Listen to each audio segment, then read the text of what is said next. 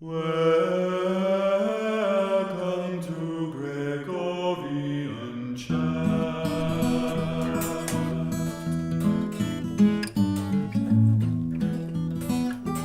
You know, you could just not play that, pretend you were playing it. Actually, it would have. It would have been better. You might have ruined it. I might have. Anyway, you got a free performance. Welcome to episode 8 of Gregorian Chat. Octo Monkey. Octopus. Anyway, so we've got some more tea. We've got some more Catholic stuff to talk about. Some more real Catholic banter. Yeah. Coming Gregorian at ya. Chat mug formation. Anyway, we are priestless this week. Yes. We have no priest. Maybe another time. But it was very good having Father Chris with us last time. Yeah. I quite enjoyed it. I hope you all enjoyed it as well, more importantly. He was a clergy. Oi! Priest, don't do that again. Anyway. Put a collar on it. This is episode 8. What's our title today, Dom? What are we talking about? We're talking about almsgiving. The gun show. No, so we're calling it the right to give alms. The right to give alms. That's what we're doing. And we're going to tell you about how right it is to give alms. Yeah. I mean, I'm going to be giving you some good advice. Just giving it up. Yeah. And what tea have we got today? Today, we have a specialty. Oh. That was unintentional. Specialty. The specialty today is called New York breakfast. New York. New York breakfast. Should be coffee. I'm walking here. That's all the New York. All the New York that you know? No, Newark is a different place. Newark Airport, yeah, that's right. Yeah. Anyway. So it's New York breakfast. So what they just told us at T2 was that they're trying to do a tea for every major city and where they have T2. So apparently they already have Auckland breakfast. But they're going for Wellington and Christchurch. I know. And they were saying they've even got a tea that's got a bit of hurukawa in it. Unfortunately, it doesn't taste like much, so it's often with other things. Well, at least it doesn't taste like poo, hurukawa. Hurukawa? Anyway, or cow poo. Anyway, so we are... I'm quite excited about this tea, I have to say. Because it's vanilla and... Cinnamon. What? A Vanilla and combination. cinnamon, like two of the best things. And we have... It's a black tea, so we thought we'd put milk in it. Way! How's So that? that's it. You got to go with confidence, and that's what I said. Look at that, even got the drip. Even got the drip. I'm just milking it for what it's worth, really. Drip. I'm just going around the bottom. There's drips. Thank you, to those who are watching this. It's you might even be watching this 8 episodes in a row. Probably. That's right. Probably. But thank you for just listening to our podcast. Yeah, and if this is the first time tuning in, again, thank you very much, and please continue. Like, share, and subscribe. Yeah, subscribe to our YouTube channel. I found out we have 5 subscribers the other day. What? Pretty stoked, man. That's Fumpf. That's 5 in German. Seems that we Funk. Fumpf. Fumpf. I think so. Like Donald Funk. Yeah, Fumpf, yeah. Man, haven't heard much about Donald Trump lately, eh? I try not to, But also, I'm kind of semi off Facebook for Lent, so that'll probably help with the not hearing about the fake news. Yes. How is your Lent going though, Don? What have you been up to? Well, I gave up some things, which is really lent to the whole experience. Mm-hmm. And it's going okay. It's been a pretty hectic time.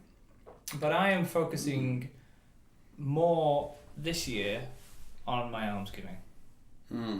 And I'm doing a campaign. That's fair enough. I'm doing a campaign.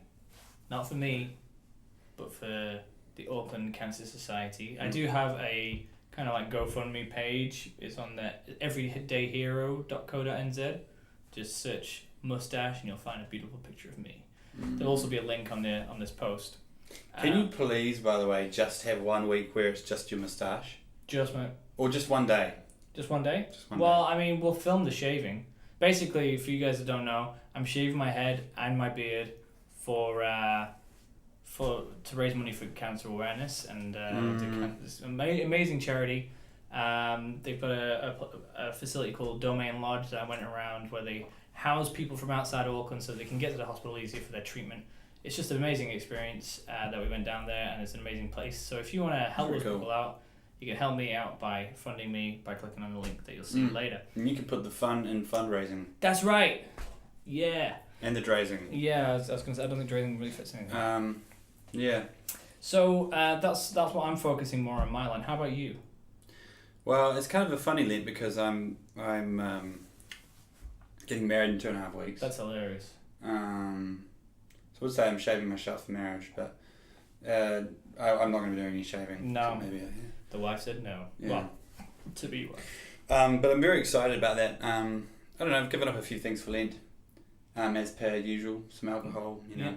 I'm not going to go into an extensive list of all those things, but I did have a very good stag do on the weekend. He did. Which Dom also attended. It was honestly like the best party I've ever been to. And that would be the mechanics calling me.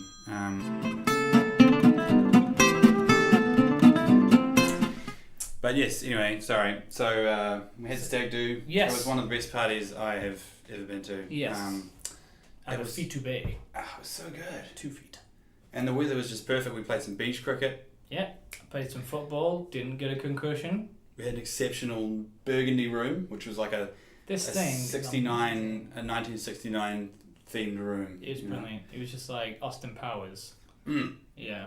It had a bar in the room. With cushions on the front of it. It was exceptional. The crew was exceptional. It was a very good time.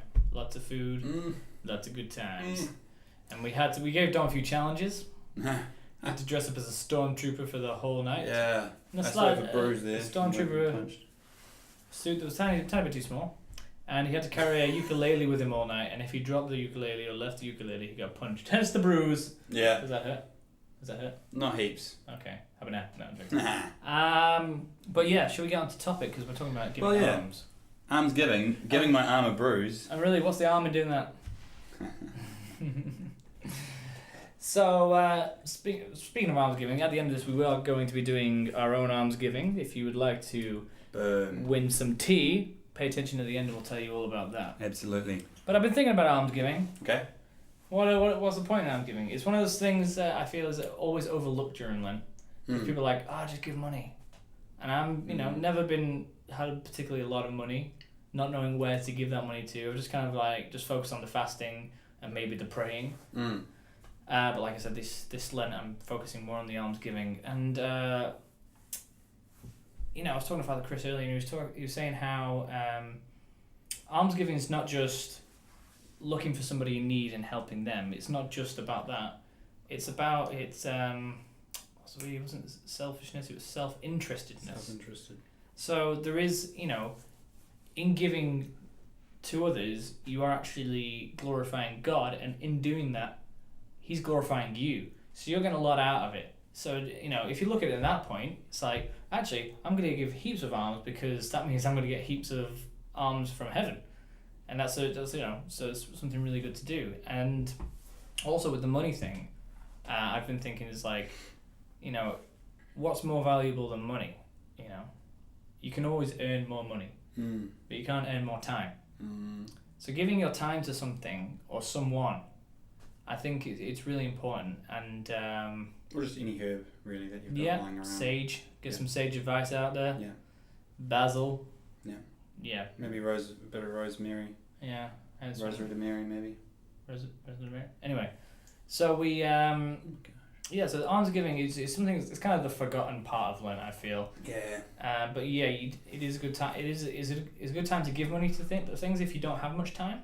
But I think it's a greater sacrifice and therefore a greater act of love to actually give your time to someone or something. That's true. I mean, I was just thinking about this philosophy of time and money recently. Oh yeah. Yeah, because I now live in Epsom, which is it's a place that doesn't really match my income or anything. It's kind of like we live in a very affordable place, but everyone around us is very rich. So there are lots of people driving around in their nice cars. And if I'm driving and I'm like, maybe I should let that person go in front of me, turn on the street, but they're driving like a nice Audi. Yeah. And I'm like, well, time is money, and they've obviously already got enough money, so I need the time. So I'm just going to go ahead and he can wait for me. Well, there you go. And that's self-interestedness, people. That's charity. No, that's selfishness. Yeah. No, but yeah, it was really interesting talking to Father Chris because he was saying, that, it sounds weird to say, oh, you should be a bit self-interested. Yes. But it's in the sense that, like, he was saying, when you give of yourself, you're actually telling, your soul is basically saying yes. Your spirit is saying yes to something else, to someone else. And in doing that, it actually makes your soul more, more receptive to when God gives you something, it makes your soul more receptive to say yes to God. Right. So in giving to others, we actually become better at receiving. So Right. it works both ways. It's like, as in, why wouldn't we then give more alms? Yeah. So that we could receive more. Yes. Yeah. And I think because it's like training. Training yourself by practicing, training yourself to receive from God by practicing on others, by giving to others. So you get used to that giving and thus receiving. And I was thinking about, like, training. It's like when you're training for, like, a marathon, or you're studying for a test. It's kind of like, okay, I'll study for this long, and then my test will be here, and then I don't need to study anymore. And, like, so training and testing and studying is viewed as a kind of a limited period. It's not what our life's about, but it's sometimes something we have to do in order to live life, like pass your exams or pass your driving test or whatever. But I was thinking about it more like on a spiritual level of, we're all always being trained. My friend, she's early childhood teacher, and when she was studying the, like, psychology of, like, child development, she was looking after this toddler, and he was walking around, and he had that game where you put the cube in the square and you put the prism in the triangle and stuff like that. And she was like, just look at him. It's like, right now, everything he's doing is learning. It's like, oh, that feels soft. That's learning. And it's like, so for him, everything's training, everything's studying. And why does that have to stop? Especially in our spiritual life, everything is training. Getting up on the first alarm in the morning is training for, being prepared for the day. It's setting the standard. But it never stops. Time is money. Anyway, so we have to, looking at our Lenten period, it happens at the beginning of our year. This isn't just true. This isn't just a 40-day thing. This is like, how am I going to be for the rest of this year as a Christian, as a lover of God? And it's challenging us to, don't just look at the fast. It's like, I'm going to go through this time of mortification. It's going to be a real struggle, and God's going to love me for it, or it's going to make me a better person, or I'm going to be healthier by the end of it. But look at it as like, actually, I'm going to give God these 40 days, and by the end of it, it's not going to be something I need to think about. I'm just going to be doing it. I'm going to be praying every day. I'm going to be reading my Bible every day. I'm going to be looking for opportunities to give alms, to help people. And I'd like to say, like, especially to all you who are students out there, because I know I've been struggling with this for the last 4 years and a bit, being a student myself. It's the fact, you don't really have much money. No. If you're doing it right. So it can be really hard to actually, so you can feel kind of guilty being like, well, I don't tithe, or I don't give to charity. And so that's when I had to pray about it a lot and come to the conclusion that, all right, well, if I can't give money, because I literally can't give money, it's like I either eat or I pay tithe. Then I was like, I'm going to have to do something else. Yes. So I said, what have I got a lot of? What am I in excess of? And that's, I think, the underlying, like, idea behind tithing. It's like, and well, not even necessarily excess, I guess. It's giving of, like, the woman who gave all that she had. Yes. It's what can you give? What can you give? Yeah. But I said I have a lot of time, and I don't really serve much at my parish at the cathedral. So I decided to put myself on the reading roster, and that was a way, at least, that I was like, okay, well, I guess it's like alms giving in a way, tithing in a way, like tithing at least my time, or something I could. I could time, something that was actually attainable as a student. Yeah, because with tithing, it wasn't always money. It was like tithing 10% of your herbs, of what you grew, what you produced. 10% of your donkeys. 10% of your donkeys. We just cut like 10% off each one. Yeah, you just shave them, and it's like 10% of hair. Shaved asses. Yeah. Anyway, And, so that's the end of that tale. So so when it comes to giving, it's like giving 100% of yourself, everything you can give. But that doesn't necessarily mean like hundreds of dollars. It doesn't mean every waking moment of your day. It means you've got your lectures, you've got your allotted study time, and then you've got your time that you're going to give to God, you're going to give to your church. And or a charity like St. Vincent de Paul, or a campaign to raise money and awareness for cancer research. Maybe that too. Maybe. Or Caritas, or the cancer research thing again. Yeah, or Chaplaincy. Or the cancer research. Or that. So I mean, it's we need to. I think it's one of the things we need to think about more often in our Lenten journey, because it's a difficult one, and it is one that requires you to think a lot more. Father Michael Schmidt did a video that's been circulating a lot recently, and one of the things he gave an idea to, which I know both of our partners thought was awesome and done it, I think it's a girl thing, was writing a letter of affirmation to a different person every day. And I was like, that sounds cool, but it's not really something. It's not me. Do. No, definitely not. I could maybe do like a podcast every day. Ooh. And send it. We should have done a podcast every day. Like 40 podcasts in Lent. Yeah. 46 if you count the Sundays. Well, man. And imagine it, and it's like we start off all happy, and by the end of it we're like, honestly, I would be like, Day 39 of the podcast. I mean, it'd be like Brendan Malone is doing his series. He is doing that. Shout out to Brendan Malone for doing Lent Reflections. Yep. Check it out on YouTube. We'll be expecting a shout out from Brendan soon. Definitely. All Brendan's viewers will love us. Yes. So, not in conclusion, but what we've said so far about almsgiving is it's not just a point of giving money, but it is something that is due thought. And if you don't have any time, by all means give money. But if you don't have any money, by all means definitely give your time, and look to those in need. Through my experience here at Chaplaincy over the past 3 or 4 years or whatever it is, one thing I've noticed is in getting out there amongst the people that are in need, so that could be your almsgiving, it makes sense of prayer. It makes sense of fasting. When you're in a good situation, you're fairly comfortable, you might have your exams to pray for or whatever's going on, but if you find yourself in a good situation and then you put yourself amongst those who aren't doing as good as you start to see what they need, and then all of a sudden your prayer becomes really, really intense and really real. Yeah, definitely. You can actually see it at work. And think about almsgiving in relation to prayer and fasting as well.